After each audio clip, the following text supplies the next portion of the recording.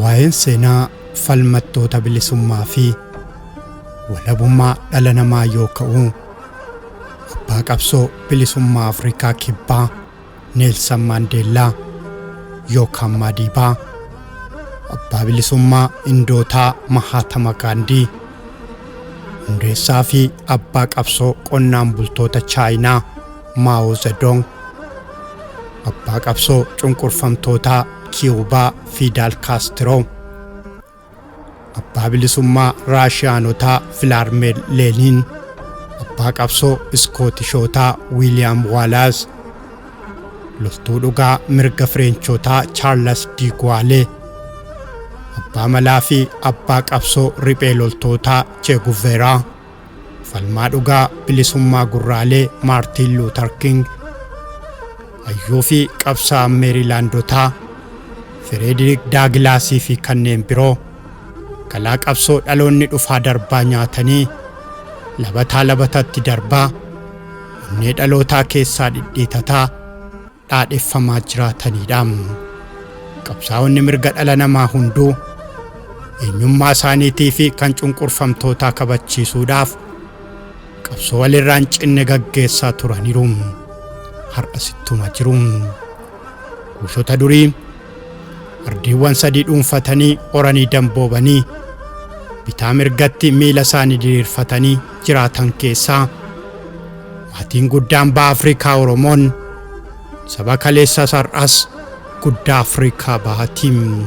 Oromummaan maal akkanaa taate ibsuun danda'u. Garuu baay'ee natti waan bakkatti na dhaabbattu hin beeku. Oromoon saba bal'aa, saba guddaa, saba gaanfa Afrikaa kanarra jiraatu, saba aadaa mataa isaatii qabu, safeeffannaa mataa isaatii qabu, falaasama mataa isaatii qabu, addunyaa yeroo kana qaroomne jettuuf bu'uura kan ta'e kan akka sirna gadaa dabalatee, kan akka guddifachaa dabalatee uummata addunyaadhaaf waa gumaache saba bal'aa waan hunda guutuu qabu. Sabni kun bara 300 durallee saba dhaa mataa isaa uummatee baraa fi bariittiin lakkaawwachaa turedha.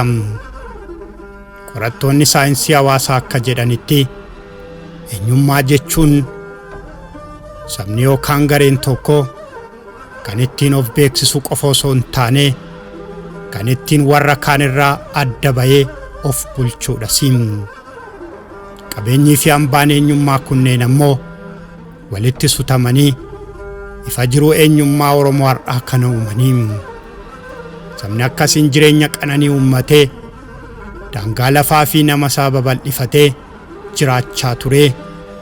Erga sirna Abashaa jalatti kufee qabsoo bilisummaa isaatiif taasiseen seenaa dheeraa qabsoo fi madaa siyaasaa lakkaawamee hin dhumne hedduu tuulame qaba.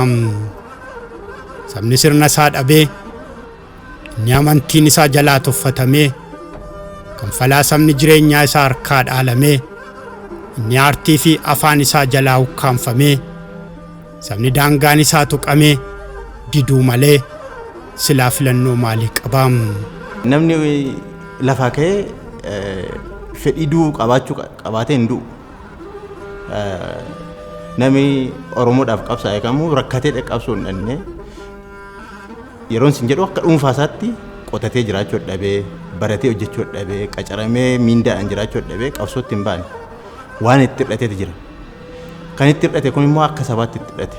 Oromoon qabsootti kan gale dirqameetu maaliif dirqame yoo ta'e waan qabutu dhabe, waan qabu waan dhabee fi waan sarraa fudhatanii humnaan fudhatanii waan humnaan fudhatame immoo tolaan nan deebisa jedhamee yaadamu.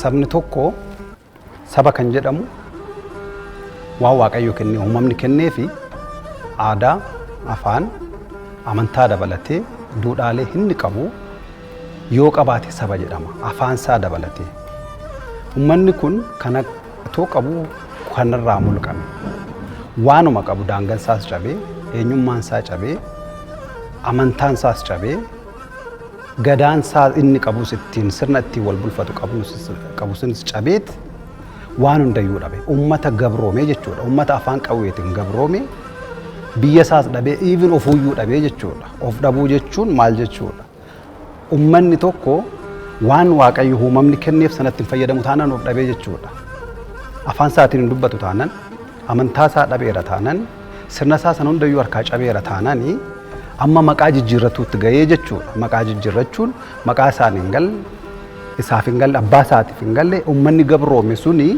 maqaa jijjiirrateeti of dhabe jechuudha hona ta'e qabsoo akkatti eegalle qabsoo eegaluu keenya nuti 82 qabsoo hidhannoo kan hin eegalen waa'ee oromummaatiif. Nuyi fi qabsoon Oromoon gaggeesse hidhata mataasaa qaba. Namni tokko gaafa Oromoo ta'e dhalatu qabsoo Oromoon gaggeessu keessatti gahee qabaatee dhalate jechuudha. Kanaaf gahee sana keessaa immoo qooda akka nama tokkootti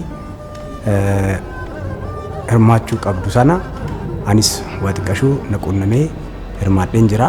Qabsooni nuti itti deema malee ishiin nutti hin deemtu. Garuu waan ofiitii waan kooti jedhanii mirga ofiitii dubbachuun abbaa dubbate galaadha. Abbaa nama jibbe immoo gaaffii sammuu isaatiiti. Sila kanaatiifuu kan koollee baay'ee ulfaata. Egaa akkasumatti yoona nageenya irra amma yoonaa jirra qabsoon bareeda. Qabsoo keessa miidhagni hin jiru miidhama malee waa dhabnaan waan inni kaleessa uumamaan qabu harkaa mulqabnaan kan harkaa mulqabe immoo gaarummaa waan hin taaneef akkaataadhumatti harkaa bahe sanaan waan dhabe sana deeffachuuf gara qabsootti galee jedheen amana. Ijoollee maatii xiqqoo ta'anii qabanii nu hidhu turan. Qabanii nu hidhu turanii yeroo wayii bannee gosa nafaa deemne xixiqqoo ta'anii jechuudha. Nuti garuu leenjii isin nu geessanii maalis jedhanii bishaan faa mana itti gaafatamaa wayii faa jira. Araggaa Tolasaa faa kan jedhamu, Dajanee Gonfaa faa kan jedhamu qabsaa'ota warra guddaa warra durii jechuudha.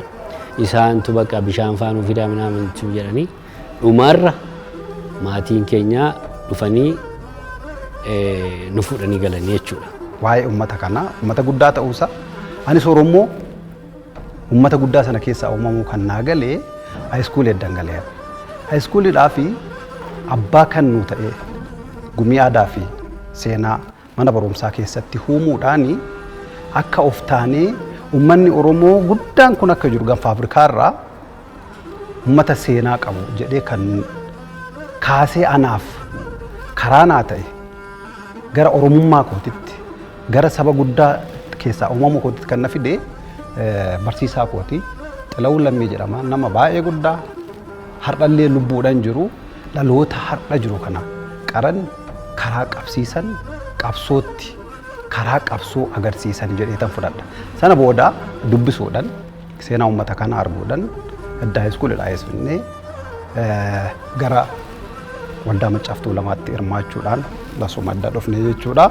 Sanaan booda gara qabsootti galuun egaa Oromoon hundiinuu karaa ittiin qabsaa'u akkaataa ittiin qabsaa'u wallaalu malee qabsoon keessa isaatti uumameera. Sabni guddaan akkasiin sirnaa fi duudhaa isaa dhabee gaafa nyaaramuu yeroo roorroo fi roorrifamni qe'ee isaatti itti dhufuu guutuu Oromiyaa irraa ka'ee walis kaasiim dararama maatii fi gosti isaa argee yaadatee seenaa abbaa fi obbolaa isaa qoratee lakki jedheem. Seenaa Jiraala Waaqoo guutuu fa'aa qonnaan bultoota Baalee akkasumas Harargee fincilaa qotee bultootaanis namoota barataniis bifa adda addaatiin bifa hin qindoofneen Oromiyaa maratti gaggeeffamaa ture. Booda waldaan Maccaaf Tuulamaa maqaa gargaarsa saba Oromoo jedhuun dhaabbatee sana keessaa dhaabni adda bilisummaa Oromoo jedhu dhalatee baarotumsaa fa'aa baha Oromiyaa irratti qabsoo hidhannoo eegalanii. Seenaa Garasuu Dhukii dhagaa guddannee seenaa Moosaa Tuqaa naannoo sanarratti dhagaa guddannee Amuusaa Tuqaa jechuun fakkeenyaaf naannoo Diilallaa kanarratti naannoo gosa Maaruu jedhamu kana keessatti nama jabaadha. Yeroo sana eenyummaa Oromoo kana balleessuudhaaf sirna dhufe kana keessatti Amuusaa Tuqaa nama Oromummaa ofiitiin jala dhaabbatee sirna faashistii kana nama lolaa ture nama fuuldura dhaabbatanii eenyu godhanidha. Akkuma Garasuu Dhukii namoota maqaa qabuudhidha. Dajjaa Baqqalaa Wayyaa, Morodaa Ulluuqaa namoota hedduutu jiru. Akka Laansoo Halloo, Laansoo Halloo Bokkuu, Bakara Gabaa Gindoo, Jinfuu malee qabannee, Jabana Bixaa Bixoo yeroo malee dhalannee, Laansoo Hallooti yeroo sana ka jedhe.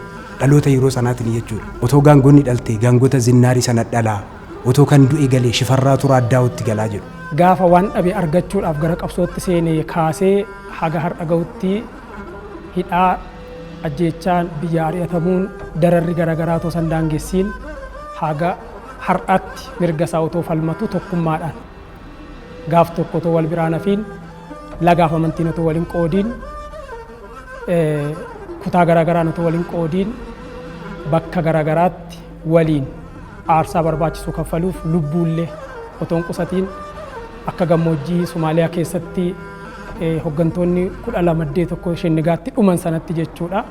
Waan tokko nuti waliin qoodiin haga har'a gahutti waliin dhaabbachuun isaanii hedduu na ajaa'ibachuudha. Biyya kana keessatti ilaalchi saba Oromoo irratti jiru fi saboota biraa wajjiniitiin jiru ilaalchi kun garaagartummaa dhiibbaan saba kanarratti yeroo baay'ee waan baay'atuutiif durumaa kaasee hanga jaarraawwan darban keessatti illee kaasee hanga yeroo ammaatti hanga mootummaa ammaa kanatti dhiibbaan saba kanarra waan jiruutiif sabni kun dhiibbaa sana diddaa gochuudhaan gara qabsaa'utti seenee daaboon illee daraaraa daraarii yaa baala ceekaa amma abaawoon dhufeeraa zoor jedhi yaa mallas zeenaan jedhan yabbiin tiksaa yaadan taphadha achi waraanni yeroo achi deemu maal jechuudha jedhanii na rukutan na kabalanii nan kufee jedha dhokkeetti yeroon kufu warri kaan warri milishaan jiru walirra dhowwanii na bira darbanii mana keenya dhaqanii maatii keenya dararanii meeshaa waan jiru fudhatanii waan baay'ee ijoolleetti sin tokko waan akkana barsa jedhanii lola guddaa ture jechaadha. Haala kana keessatti maal jechuudha kan jedhu nakeetti uumamaa deemee jechaadha. Yeroo uummata keenya rukutan xiqqaa ta'ee yeroo akaakayyuu qofaa reeban abbaa qofaa yeroo reeban meeshaa yeroo irraa hiikan argaan guddadhe waan ta'eef haala kanaan guddadhee mana barnootaan galee mana barnootaa galee booda immoo bara 1997 yeroo fincilli barattootaa jiru argaan ture jechaadha itti hirmaachaan tures. Adeemsa keessa immoo sochii qeerroo bilisummaa Oromoo gochaa ture keessatti karaa dhaabaa affeeramee sana keessatti hirmaannaa gochaan ture. Amma dhiheenya as dhiyoo mana hidhaa seenutti karaa sochii qeerroo bilisummaa Oromoo warraaqsa fincila diddaa gabrummaa keessatti hirmaannaa gochaan ture. Oromummaa keenyarraa kan ka'e waraana adda bilisummaa wajjin hidhata qabdu tokkosa jedhamurraa kan ka'e maatiin keenya manni keenya illee amma banamee cufamuu dadhabamutti jechuudha. Hundumtuu ni hidhamee namoonni mana keenya jiraatan illee nu bukkee namoonni sun illee ni hidhaman. Hankeenyi diinni nutti dhufe diina yeroof wayi fudhatee deebi'u miti. Diina yeroof wayi fudhatee deebi'u diinagdee irratti ilaalcha isaa diinagdee irra godhaa diinagdee sana argatee innaan deebi'uu danda'a yookaan immoo diinagdee sana argatee deebi'ee turee deebi'ee ofuu danda'a. Hankeenyi kan nutti dhufe numaan nu liqimsee maalummaa keenya balleessee hansaanii sana nu go'ee nu jiraachisuu barbaade. Kanaaf aadaa keenya amantii keenya safuu keenya falaasama keenya waan hundumaa ilaallata jechuudha.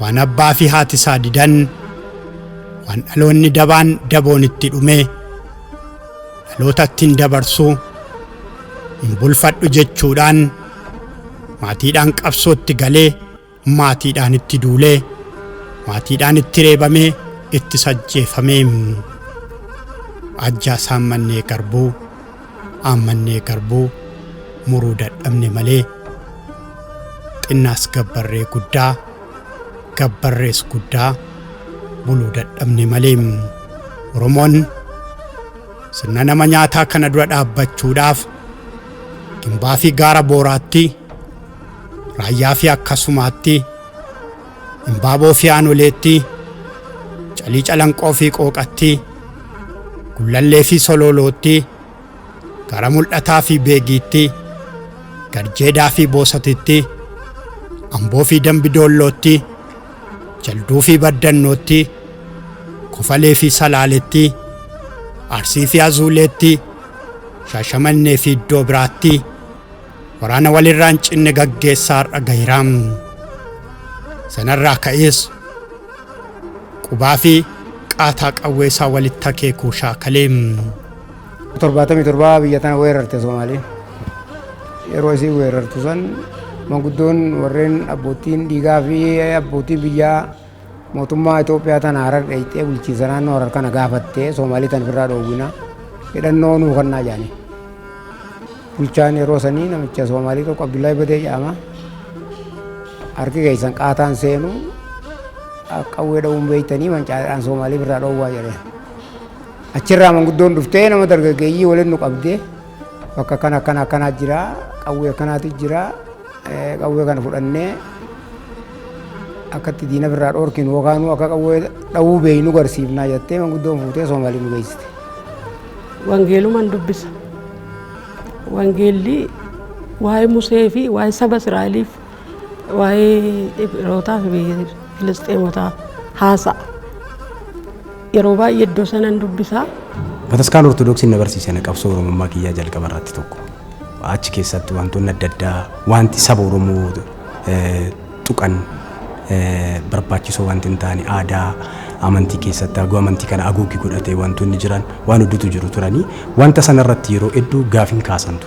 Oromoon biyya mataasaa qaba, aadaa mataasaa qaba, amantii mataasaa qaba, sirna ittiin wal gaggeessu sirna gadaa, duudhaa diimokiraasii addunyaa fakkeenya ta'u mataasaa qaba. Sirna sanatu akka Oromoon tokko ta'ee waan kana hin gaggeessine impaayera Itoophiyaa har'a jirtu kana keessatti irraa mulqame. Waan irraa mulqame kana deeffachuudhaaf sirna isaa ganamaatti deebi'uudhaaf waan uumaan ganama kenneef waan guyyaa keessa gabroonfataadhaan irraa mulqame kana deeffachuudhaaf Oromoon qabsoo jalqabe jechaadha. Yeroo dargii doktora lammaffaa kan Xuqur Ambassaa yookaan leenca gurraacha kana keessa beekamaa jedhanii jechuudha. Maal jedhee seete? Alaalli du'a nama oolchuu abaabuu nama yakkaa alaan du'inaa osoo kolfitanuu du'aanuu jedhee jechuudha. Nama marfee ilmee gooteef jedhaniiti waggaa 13tti murteessan nu bira hidhanii jechuudha. Doktora hanqas dandeettii qabu nama akkasiisanii mana murtii dura dhaabbatee yaa'ee badii miti ani garuu nama wallaante jedhanii namni wallaan akkanaa kun du'a nama inni 13 nama murteessuun baay'ee na gaddisiifti jedheen. Waraana amma kanaa keessatti ammoo aarsaa gurguddaa kaffalaa caalaatti Oromummaa isaa cimsatee eenyummaa isaa beekee wal beeksisee fo'ee lolee wal lolchiisee galma guddaa waldaa wal gargaarsaa Maccaa fi Tuulamaa jedhu jalatti wal gurmeessuudhaan karaa fi karra qabsoo birmadummaa fi walabummaa jalqabaa ni hundeeffate. Qabsoon sanaan duraa murna murnaan guutuu Oromiyaatti namoota dursanii of baraniin sirna Habashaa ofirraa jigsuudhaaf gaggeeffamaa ture. Kallattii tokko qabatee ciniinnatee dhaaba siyaasaa ABO jedhamu dhalee. Naannoo gaara mul'ataa kana garaa Fadis kana bakka baay'eetti lolaa turre. Ajajoonni waraanaa ni jijjiiramaa yeroo yerooni. Maayyii kanarra ajajaa waraanaa Dhugaasaa Bakakkoo jedhama. Akka Hayyuu Dureetti kan nu bira jiran Galaasaa Dilbooti. Galgalaasaadha. Warreen achii gadii Tuulaa jira baay'ee jira warri kana dhiibuun jira warri ka Buruusoo Baruu jira warri ka Aaneesoo Waaree kan jedhan jira warri ka Abbaa Biyyaa jira. Yeroo san keessatti Jaalladhii Gammadaa fa'aa jira miseensa waajjira siyaasaati yeroo san keessatti. Jaalladhii karaa gartee Somaalee jira jechuu barbaadeeti dubbii kanarra isaatu jira. Hooggannoonni biraa akka Bareentoo Dooyyoo hedduu dhagaa hooggannoonni waraanaa jechuu barbaadeeti isaan kana fa'aa waliin turre akkam bisaa soolee kana fa'aa waliin turre. Adeemsi qabsoo yeroo sanaa baay'ee gaarii ture. Gammachiis Dhaabaa, Guruusoo Baruu, Jaalladhii Gammadaa warreen uummata kana kakaasanii waa'ee qabsootti galchanii qabsoo dhugaadhaan akka miti Oromiyaan ta Oromoo taatee uummanni Oromoo hiree isaa ifiin murteeffatee sabaaf sablammoota biyya tana keessa jiru waliin akka bilisummoota biyya kana keessa jirullee akka dhiibbaa ittiin goone nutti himanii mirga Oromoon qabdu yoo Oromoof beekanii Oromoon haa bilisoomtu ka jedhan taate mirga Oromoon qabdu ni qabanii kan jedhu nutti himanii akkasitti qabsaa'aa turre jechuudha. Gaafa shaatara galle kana namni nu galche Jimmy Carter fa'aa pirezidaantii Ameerikaa ka duraaniiti. Durii kana isaa hooggana. Baadiyyaa cufa keessa deemeti waraanni akka galu jee nu galche. Yeroo sanuu nuti bakka gartee isaan itti galaa jiranitti bakka tarsimoo silaa mootummaan barbaaddu ka isaan itti galaa jiranitti hin galle bakka tarsimoo waraana keenyaaf qabdu kana filannee galle jechuu barbaadeeti. Yeroo galle kana keessatti mooraa bakka silaa nuti jirru keessa deemanii lallaalaa turan. Kun akka nama tokkotti sila waraana keessatti fudhatamallee waan qabu yoo akkama guddumatti illee gartee nu jidduu jiraatan bakka ta'aniituma gartee hanga tokko gartee sila to'achuunis waan jiru nuti nu jidduu deemaa turan jechuudha. Gaafa kana daadhee waraabessaa walitti qooyti. Isaanii fiira siyaasayyoo walaleellee firummaa qaban isaan kun addi bilisummaa Oromoo kana beekuufis hin dandeenye. Kaambii irraa kan baane eegaa jedhanii Eertiraan achitti nu eegaa turte uffataa fi meeshaalee kaayanii tokko tokkoon dhokotanii bahanii magaalaa dhaqanii waa bitatan malee akkam baane godhanii yeroo achi xiqqoo teenye akkuma jirutti waraana kaambumatti marsanii irraa eeguudha akeekni isaanii. Lola guddaa taa'amee ture lola torbaan tokkoof bakka gabgabu jedhaniitu lolli guddaan ta'e lola guddaa kana keessatti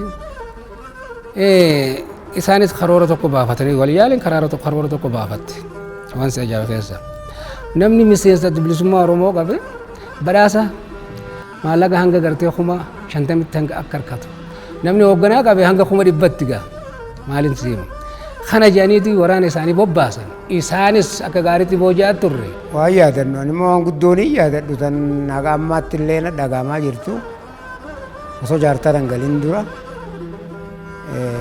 hoogganoota Soomaalii tokko jeneraala wayii fi kurneelticha tokko warra Hargeysa tii waliin Saamooraan osoo ol deemaa jiru karatti booji'ee waraanni gahe. Waraana adda bilisummaa Oromoo qofa osoo hin ta'in deeggartoota illee abbootii araddaa tan jedhanillee namni kun hin hafnee wursootti akka jirtu walitti qabdee jechuudha. Wursoo sanitti yeroo walitti qabdee dhukkuba kureeraa jedhan kana dhufe nama 942 maaltu du'e jedhan wursootti. Dhukkubni san fixee. Dhukkubni achitti yeroo fixu qayyi masqal kun rifannoo diimaa dhufanii meeshaa adda addaa kana waan halkan uffannuu fi kana nu gargaaraa turanii namni yeroo du'e uffata kanallee waan kumpulaa waan birdilibsii kana itti marree awwaalallee jedhan namatti hin dhiiftu. Lafa baay'ee hektaara 2 ol geessu kanatti awwaalame jechuudha namni.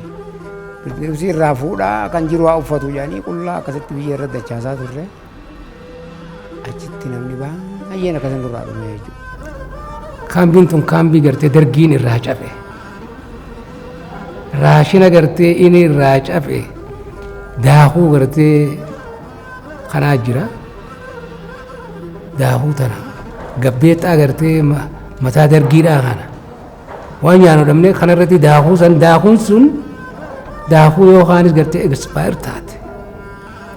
Daakuu tana gartee marqaa affeellannee kana nyaataa turre waan si ajaa'iba keessaa asirratti dhukkubni seene dhukkubni koleeraadhaa seene dhukkubni koleeraa kun haalaan nama fixe haalaan daangaan ala jechuu barbaadeeti. Ani yeroo san keessatti anis dhukkubsadheetiin ture waan osoo fayyaa qabuu gartee ummanni kun akkana ta'ee fayyaa dhabanii dhuman jee isinitti haasa'u isinitti hin fakkaatin jechuu barbaadeeti.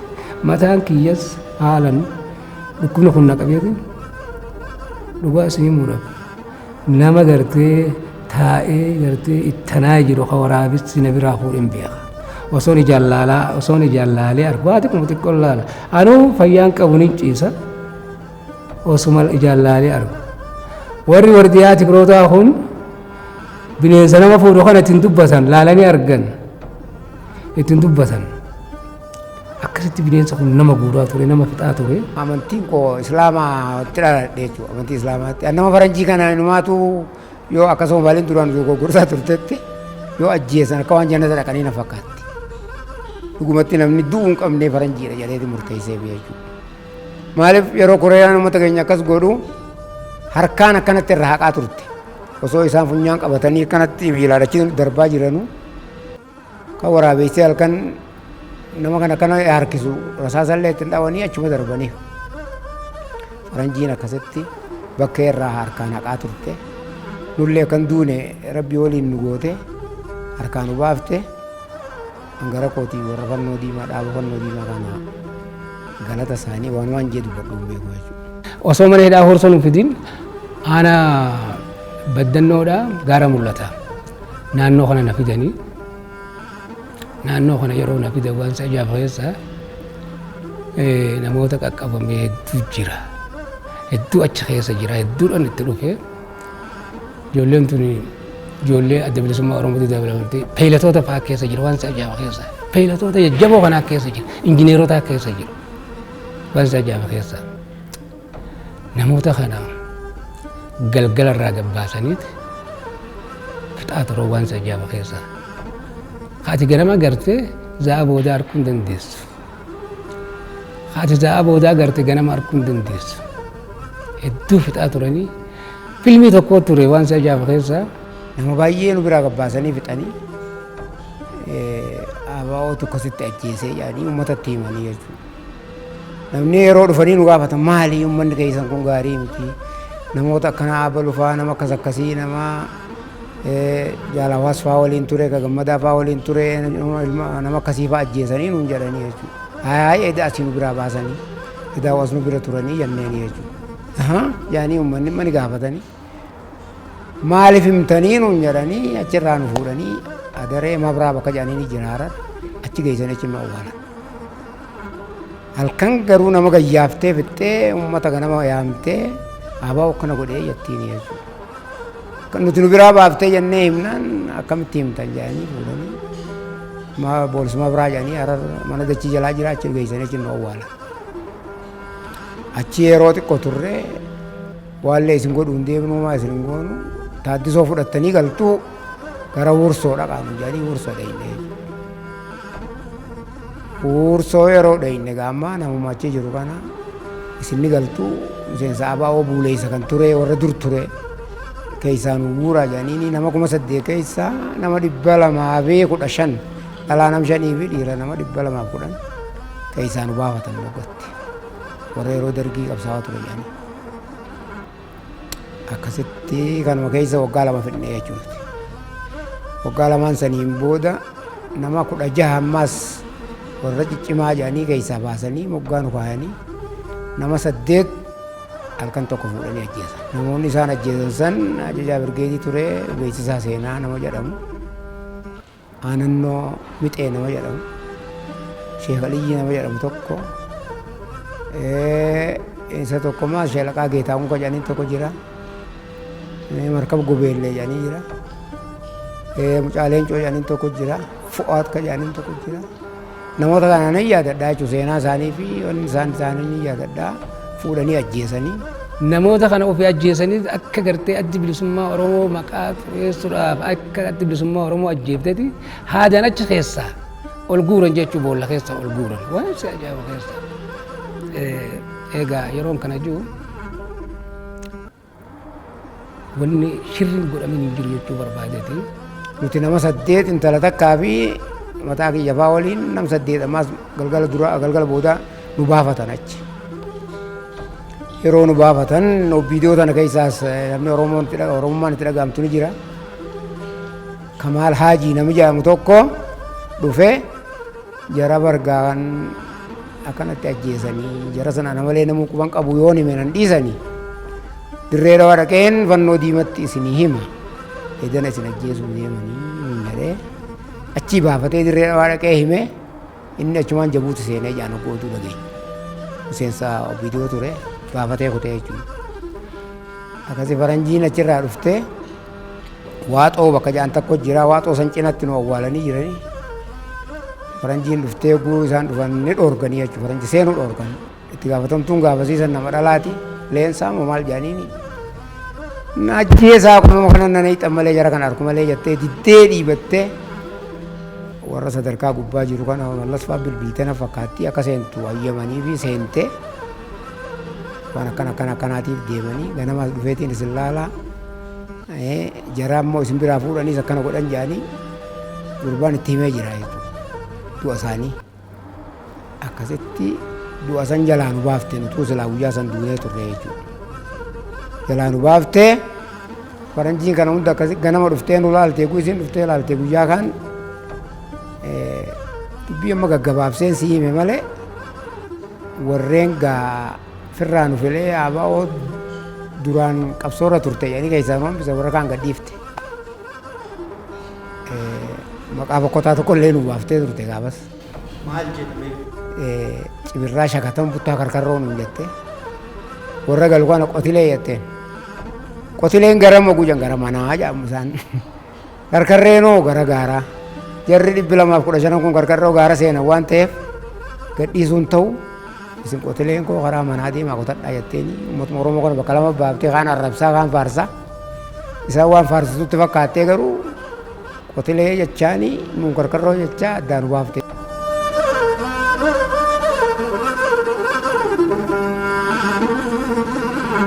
Kanneen wanjoon garbummaa isaanii galuu didee morma isaanii harqoota keessa kaawwatanii garboonfattoonni isaanii ittiin qotanii ilmoo isaanii garbummaa dhaalchisanis danuudhaan dacheedhuma kanarra jiru.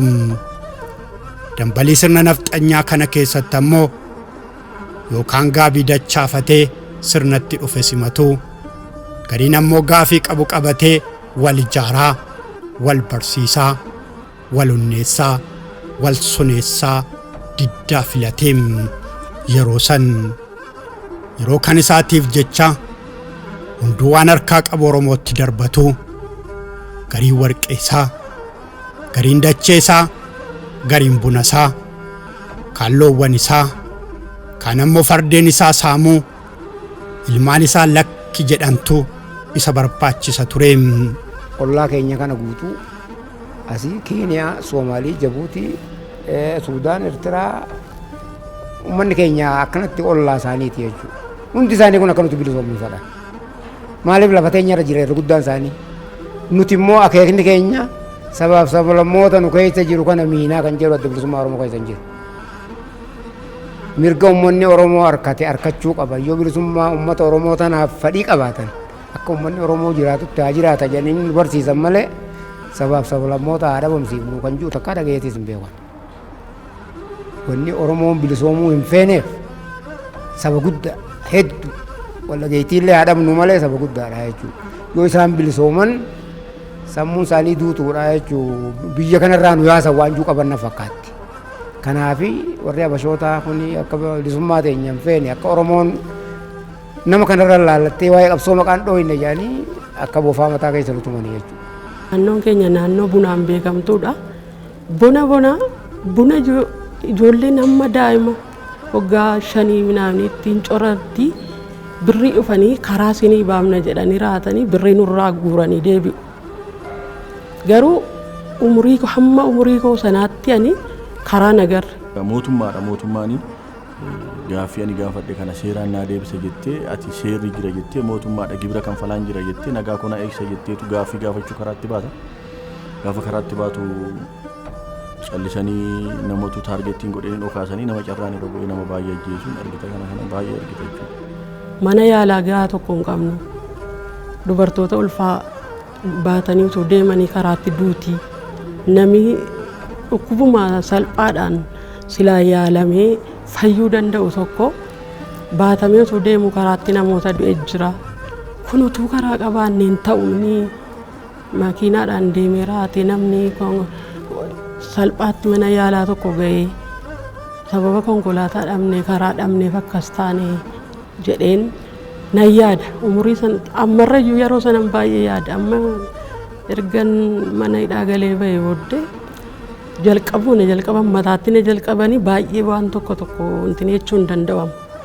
Na rakkisa jechuudha. Takka afaan harkaa badee baa turee baay'ee yaadadha. Yeroo namni natti kaasu baay'ee yaadadha jechuudha. Rakkoon wayyaaneen uummata Oromoo irraan geesse halkan dho'isitee ajjeesaa guyyaa kolfaadhaa haganan jedhamtu waan dhumuu miti. Kun waan sobaa wal maqaa wal balleessan illee miti jechuudha. Akkasuma godhaa turte egaa hogganoonni isii gurguddaan warri Kabbaa Tsaayyee kun yeroo tokko naagidhaa jirtu kana daawwanna jedhanii yeroo dhufan yoo isin gabbaatanii isin 215 kunii fi nama 80 maal kan dhiyaarraa dhufe kun ijaan uummata argitan rifeensa asiin baanu jechaa ture jechuudha. Waaqaaf galanni haa ga'u. Mootummaa ammaa tanallee waan hin galatoonfadhuun qaba gara kiyyaan. Warra akkas jedhu san rakkoo akka nu godhanii san daran itti mudatee inni dhumanii jechuudha Kabbaa Tsaayyee sabbaan. Waanumaan kana jirtuuf akkas ilma namaatti taphachuun yoo bilisummaan barbaadeettee mirga harkattee warra mirga irraa harkatte san miidhuun bu'aa takka waan hin qabne akkas nu godhanii. Fincila kana keessatti gahee guddaa kan taphate fincila barattootaa. Fincila barattootaa manneen barnootaa iskuulii yuunivarsiitiilee guutuu Itoophiyaa jiran keessatti kolleejjiilee keessatti iddoo adda addaatti fincilli diddaa gabrummaa barattootaan jabaatee turre jechuudha. Fincila kana keessatti akkuma sileesin jedhanii akka miseensa qeerroo bilisummaa Oromoo tokkootti erga manaaf kenname akeekaaf kaayyoo qabsoo bilisummaa Oromoo kana galmaan gahuudhaaf amma hin danda'u cichee hojjechaa ture jechuudha. Kana keessatti fincilli diddaa gabrummaa otoo jiru diddaan maaster pilaanii itti dabalame. Diddaan maaster pilaanii bara 2006 yeroo jalqabaaf yeroo godinaaleen addaa kun Finfinneetti makamuu qabu yeroo jedhametti fincilli diddaa gabrummaa fincilli maaster pilaanii yeroo dabalamu qabsoon Oromoo daraan akka addunyaan dhaggeeffatu godhe jechaadha. 1999 akka lakkoofsa Habashaatti kanan qabame sana dura gaa wallama caaftuu lamaa keessattis barattoota yuunivarsiitii wajjin hirmaachuudhaan waldaa waaqeffannaa keessatti hirmaachuudhaan barattoota yuunivarsiitii wajjin wantoota tokko wal quunnamtii godhaa turre. Sana boodaan egaa gara qabsootti galuun ijoollee ala jiranii wajjinis wal quunnamuudhaan karaa abaawootiin eenyuusaa kaayyoosaa dubbisuudhaan waan abaayoon manaa ba'eef waan Oromoon irra jiru kana dubbisuudhaan sochii adda addaa jalqabne sochii sana keessatti egaa narra qaqqabame jechuudha. Kun fulbaana keessa bara 1993 yeroo kaffaaloon faa rukutan kana yeroo sana kaffaaloon gaafa 3 qabame ana gaafa 6 qaban. Diddaa maaster pilaan irratti namoota ijaaruu uummanni keenya maaster pilaan akka fudhan gabrummaan daraan jabaatee irratti fe'amuudhaaf eenyummaa isaa aadaa isaa duudhaa balleessuudhaaf uummata keenya buqqisuudhaaf deemu kana akka fudhanne jabeessee jajjabeessaan ture jechaadha. Magaalaa Finfinnee keessatti qabame. Gaafa qabamu dhimmuma kanaafan deeme jechuudha. Namoota itti wal agarru ture. Bakka itti wal agarree tooyii waan kana mari'annee tooyii guutuu Oromiyaatti fincilli akka dhowuu qabu. Maaster pilaanii hojiirra akka ooluu hin qabne. Maaster pilaanii hojiirra yoo oole handhuurri Oromiyaa akka Oromoon handhuura isaa dhabu eenyummaa isaa akka badu daraan buqqisee uummata keenya iraarsuu akka danda'u dhimma kana hambisuudhaaf waltajjii qabna ture. Waltajjii sanarratti nan qabame eegan qabame booda maakalaawwiin seenanii waraanni 9 mana jiraadhutti seenee na qabee sanaan booda maakalaawwitti na fudhatanii jechuudha. Kun Finfinneedha. Kotobee naannoo Kotobee jedhamuun jiraadha. Ani na hordofu ture. Kaaffee fi reestooraantiin qaban ture yeroo sana mana kanan dhufu na hordofu sochii hundaa sana dura hordofaa turan.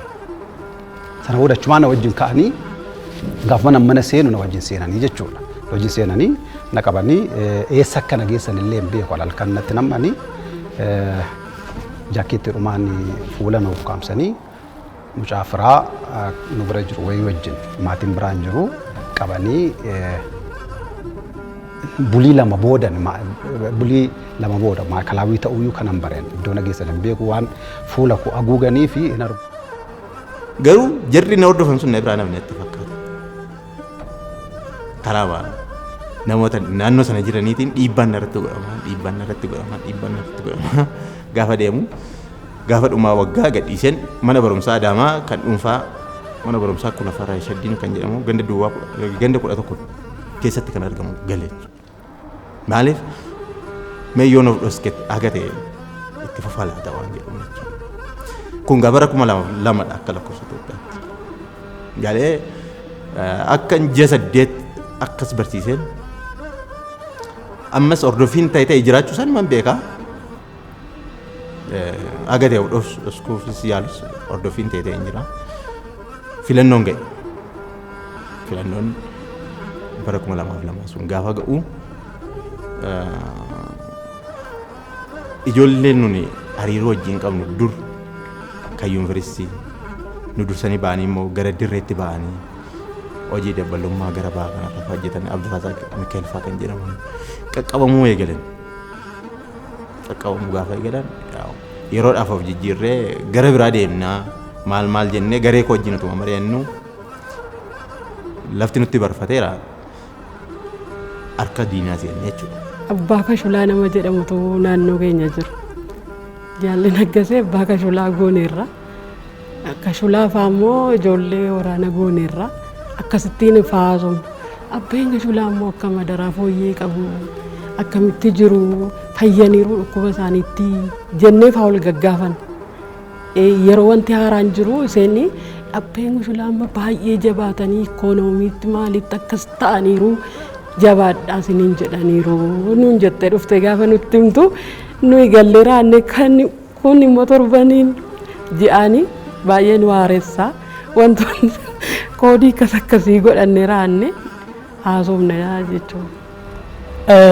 Ani daa'ima ta'ee gaafani maatii koof jabbilee tiksu maatiin koo yeroo chaartaraa as baruma TPLF biyya kana bulchaa ture keessa darbee waraanni yeroo san rukutamee Oromiyaa keessaa ba'uuf jedhu baadiyyaa nani keessatti guddadhe keessa socho'a ture. Warri koo darbanii akaawis maalis lagatti geessuuf ture darbanii immoo mana nani itti guddadhe keessatti guddadhe haadha koo abbaa koo bira dhufanii waa nyaatanii ba'u ture. Waraanni kun rifeensi isaanii dhedheeraa ture. Dubartoonni illee itti hirmaatu ture. Sanarraa ka'eetan maalirraa kaanaan namni kun galgalannaa 12 ta'e daddafaniitu deemu. Waanan achitti argaa ture sana gaafan dhufee mana barumsaa galee waan tokko sochii barattoota Oromoo kanatti gaafan hirmaachuu jalqabu sanaa wal naa qabatee sanumaanan gara qabsoo Oromootti makame jechuudha. Gaafanii galgala guyyaa nan barsiisaa galgalas nan barsiisaa galgala naannoo isaa 3 deemee mana seenee uffata koo jijjiiradhee gara biraa deema jedhee sadhuma mana seenee ba'uufannaa deemu mana kiyyatti marsanii jiru ergan keessa seenee na uffata jechuudha. Na qabatanii yeroo normaalee garamitti akka deemuu hin dandeenye gaafan baru riilaaksiin godha. Daabboo avukaadoo baadhadheen jira mee takkaan hafayyee maaliin daabbitti avukaadoo jechuun taa'ee nyaadhe garamitti akka deemuu hin dandeenye. Konkolaataa isaanii keessadha.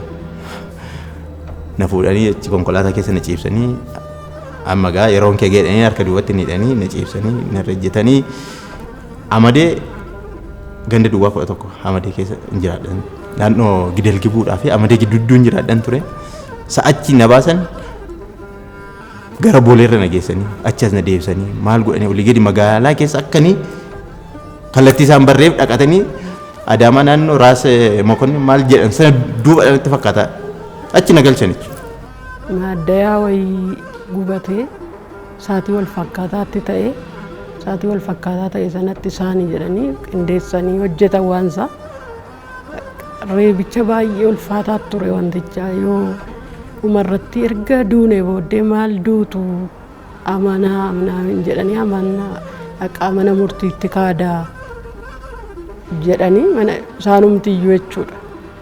Erga duune ji'a sadiif gara ji'a arfaffaa keessa mallattoo duwwaa mallatteessine dhannee mana murtiitti ofirraan tineenne jennaan waan tokko gochuu hin dandeenye lixa Wallaggaa keessaa oliif gadi deemanii waraanaa fi nyaata garaagaraa dhiyeessuudhaanii waraana ta'anii loluudhaanii kana godhanii jedhanii raatanii murtii kana nutti murteessisan. Adeemsi qabsoo Oromoo bu'aa bahii hedduu qabdi. Ani haalaan kan inni hirmaadhe yeroo bosona Baalee irraa kaasee haalaan hin beeka. San booda 94 akka lakkoofsa biyya kanaatti jeequmsa hamaa ture sana keessatti mirgi Oromoo akka kabajamu, Oromoo waan dhabe deebisee akka argatu, akka ofiin of bulchu daangaas akka kabajatu, afaansa akka guddifatu, mirga barattoonni Oromoo gaaffii barattoonni Oromoo mirga abbaa biyyummaa gaafatan keessatti barsanaa kaasee hirmaachaan ture. Barsana namoota magaalaa Amboorraa nama 26 hidhaman namoota amma lubbuun hin jirre akka Galaanaa Nadhaafaa faana warra lubbuun jiran akka Biraanuu Fufaafaa amma lubbuun jiran ijoollee jajjaboo amma jiran faana mana hidhaa waajjira poolisii qajeelcha poolisii godina Shawaa Lixaa beeta mangistii Amboo Sanqallee Karchallee Ambootti waggaa tokko hidhameera jechuudha. Kana faana mudate yeroo sanaa kaasee hagaar dhagootti manneen hidhaa 13 olitti hidhameera jechuudha. Yeroo bosona Baalee sanaa akka carraa ta'ee Daaneel faa qassoo lafa jedhamu baratu isaantu na dura dhufe baay'ee Naqamtee sana animmoo gara kompireensivii kan jedhamu jira. Akka carraa ta'ee lammii beenyaa wajjin kilaasii tokko turre. Kilaasii tokko turree waan goda sanaa ani lammii beenyaa faa kanatti nima ijoolleen jijjiru. Ijoolleen ciccimoonis jiru. Itti nima maal jedhu yaa'u sochiin tokko inuma jira. Garuu baay'ees guddaa miti. Bara 2000 mucaa koo hangafa na jalaa hidhan. Mucaan gaazexeessaadha. Hizbi ግንኙነት jedhan sana hojjeta.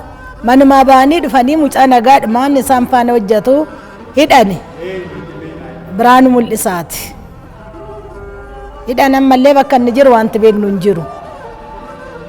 Isa ji'a tokko hidhanii isa hiikanii edda ganaanaa fi isa irratti kan dhalatu Milkii Mul'isaa kan jedhamu. Hidhanii isa urfa irratti otobista irratti waamanii hiriyaan isaa waamsisee qabanii isa achi qabanii fidanii dhufanii mana keenya otoo waan takka illee nafee liixin illee otoo nafee nu sakatta'anii atis kottu wajjin hin deemu sirra jira waan mucaan kun hojjetu dubbachuu sirri jiraachi dhaqxee xaayibaa dhaqxee jedhanii manaa fuudhanii naan deemanii dhaqnu xaayibaa illee miti makkalaawwiidha. Yeroo achi galluu maal inni balleessi keenya naan maal otoo sanan ta'in natti kolfanaadha Biraanuuti beektaa jedhanii natti kolfan. Niitii kana beektaan haadha Biraanuuti qabsooftuudha dirree Sololiyaa deemtee barattee dhufte jedhanii nutti kolfanii.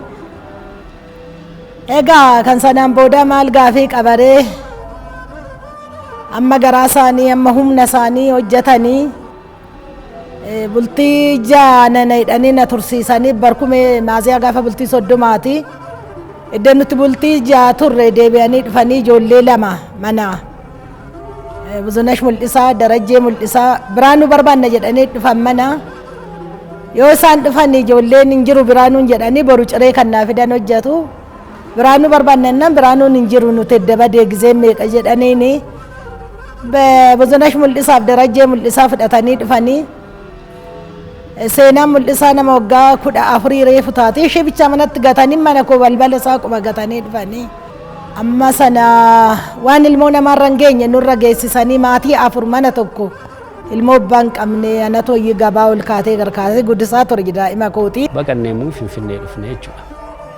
Finfinnee gaafa dhufnu Finfinnee ituma teenyu guyyaa wayii garuma fulbaana tokko akkasii kana naannoo Wallaggaa hotel kan jedhamu tokkotu jira Goojaan Barandaa jechuudha. Naannoo sanatu dhaabbannu abaarii keenya tokko Masfiin Ittaanaa kan jedhamu fuudhanii ba'an. Ittuma marsanii fuudhanii ba'an. Banne jennee asiis nama hin qaqqabu nama baay'ee qaban. Isaa wajjin kan jirus mucaa wayii tokko mucaa Finfinnee wayii tokko qabaniiru. Gaafa garaagara baqannu akka carraa ta'ee naannoo manaa gaafa dhannu ani numa sodaadhee gaafa sodaadhu Daaneel maal goone silaa minaamin jedhee gara manaa deeme. Gara manaa gaafa deemu ani dhaquma natti toluu dide. Natti toluu dide gaafa ni aspaaltiirra ol ba'u maaliif nama baay'eetu qabamaa jira. Nama baay'ee ispeeshaalii immoo nama naannoo tokko iddoo tokko kan jiran jechuudha. Kanaan shakkeen immoo amma Daaneelitti immoo deebi'ee kara kan banna kottu yookaan hin miliqnaa jechuufi yooma badiin qabdu yoo ta'eyyuu namni qabamaa jira.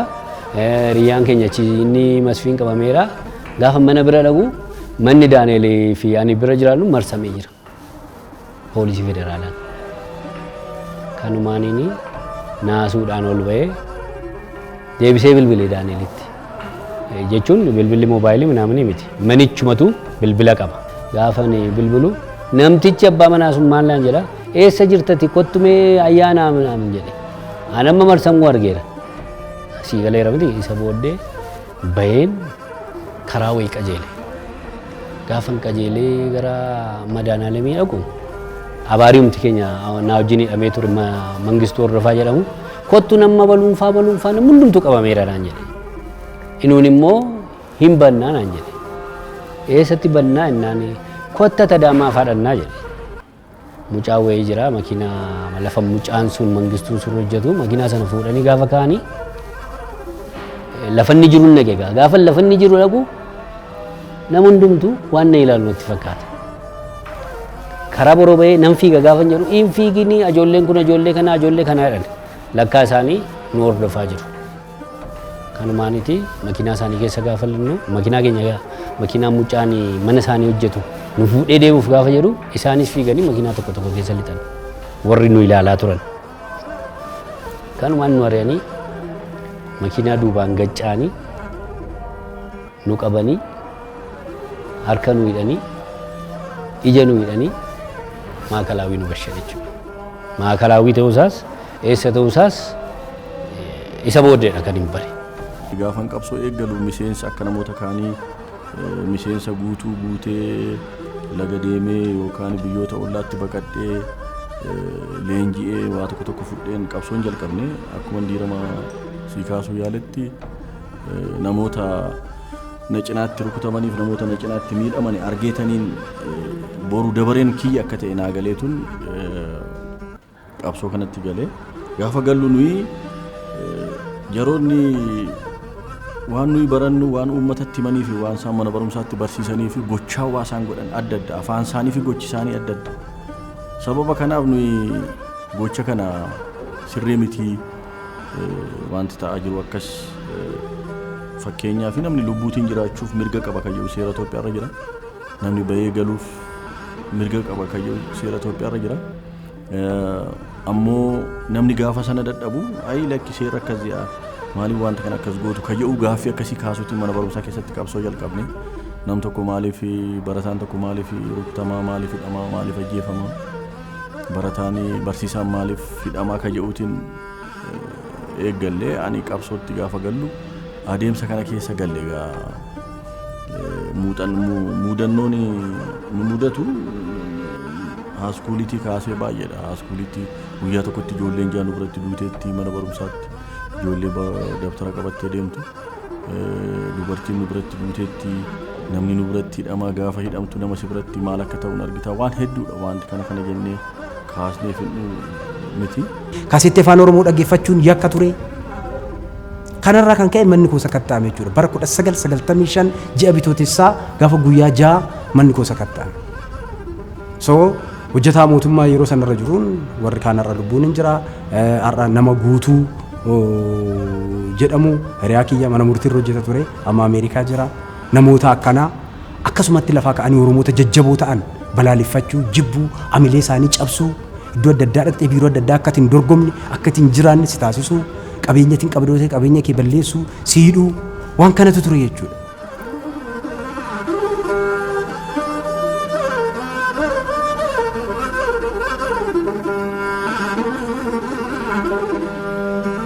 bilisummaa baranii sarbaman deeffachuudhaaf qabeenya isaa fudhatame deeffachuudhaaf daangaa abbaa isaa diinni keessa ejjatee dhiigaan keessaa baafachuudhaaf ofii dachee garbummaa keessatti darbanillee dachee bilisaa dhaloota dhaalchisuudhaaf kanneen kuffisanii kufuudhaan dhalootaaf galaa nyaatameen dhumne kaantu goototaam isaantu qabsaa'otaam isaantu yaboo dhalootaa baataa dhiigaa fi lafee isaaniitiin daangaan Oromiyaa sararameem.